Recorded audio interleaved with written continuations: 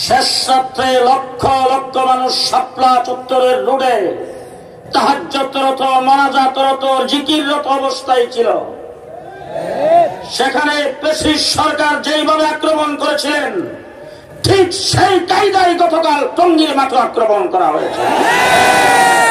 সুতরাং যারা আক্রমণ করেছে তারা ফ্যাসিস্ট সরকারের দূষণ, নিশ্চয় তাদের সাথে আওয়ামী দূষকদের যোগসাজশ রয়েছে। আজকে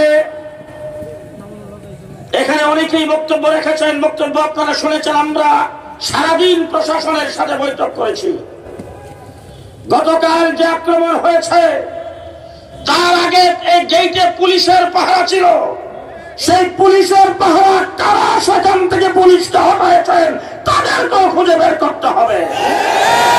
প্রশাসনের ভিতরে আওয়ামী দূষণ